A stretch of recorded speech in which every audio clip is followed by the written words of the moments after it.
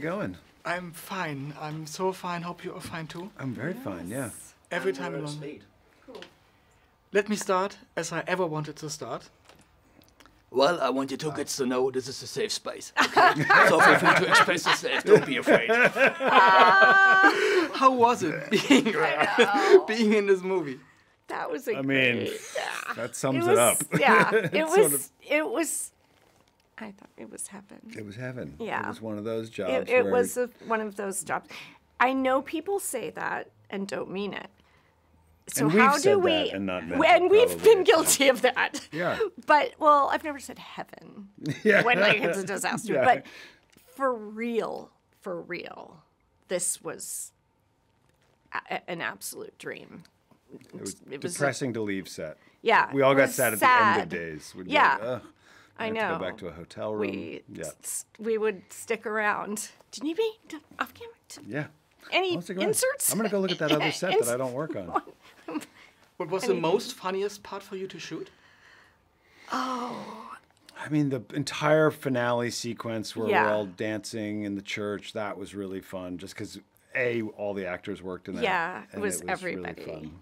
It was everybody. But every day was every day was special in its own way. I'm actually honestly trying to think of like a hard day or a non-fun day. There were none. There were none. Mm-mm. I wonder, like, if I had been in a bad place in my life, I think this movie would have cheered me up, like making it. I don't even think I could have been in a bad. No, you know, like there's those jobs where you're like, and you go back to your trailer and you're like, oh God. When is this gonna This end? was like, it was like medicine in a weird way. Like, it was just like, I don't know. It was just such a joy. It was a joy to make it. It was a joy to be around everybody. It was a joy to work with this guy who's so brilliant. Oh my God, for real. Thank you. And just be in this like world that Tim creates and that's so unique and strange but we feel very safe in terms of trying things. I feel like safe can be one of those words where it's like, oh, playing it safe. Like that's it's like safe in the way that you know he's not going to use something that doesn't you can be work. As creative as you want to be, and you can go like as far as you want to go with something, and then he'll rein it in when it needs to be reined in. And is liberating. Like, so if that makes sense, like, is you feel so free and safe at the same time because you trust him so completely. But how important is this for you? Because you told this was like medicine. Because I know how hard Hollywood is, how hard the industry is. So how good was it for your soul being on this project? So good. It's like it's whatever. What is? It's like it comes down from the top. So it's like Tim creates this environment. You also, we obviously all know Tim's work. She's worked with Tim before a million times. So you know that like you're already primed to have a good time. And so then by the time you get to set, all that work is already done. The sets are beautiful. The costumes are stunning. And then it's just like, it's sort of like being in a sandbox. And it's also just, I think, a testament to great producers because we didn't feel like the studio was there giving notes or concerned about, like, I didn't sense that. It felt very independent. Felt like we were alone making the movie.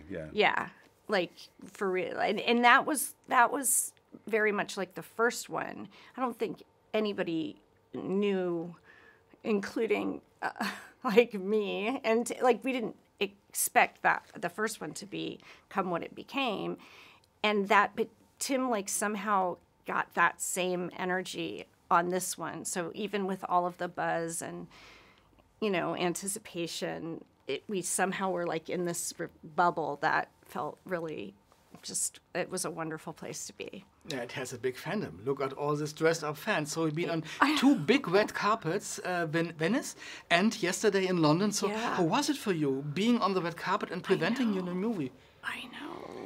I mean, it surreal. Was surreal. Yeah, I mean, it's in Mexico. It was crazy. There were so many like rabid fans of Beetlejuice. So it's it's one of those things that's lived in pop culture DNA for so long, and you know, that it almost has become this wallpaper, you know, and then with the second movie coming out, it's like the wallpaper is coming back to life, and everyone's sort of coming out of the woodwork, and there's sort of like a lack of, like, there's no sort of cynical thing about it. Like, it's bringing out even like the too cool for school people who are like, don't ever touch the, you know, like, are like excited, you know, and like all the different generations, the people that were my age when they saw it, people that were, you know, I think all the, you know, it's about 3 generations. So, well, more if you count. The first movie like really appealed, I think, to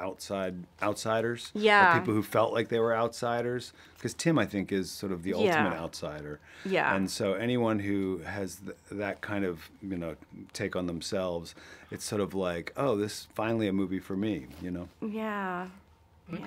And Willem Dafoe told me a very great story that he had some ghost experience in some kind of a house of ghosts. Did you ever had any equal experience, or did you believe maybe in some supernatural things? I mean, I definitely don't rule it out.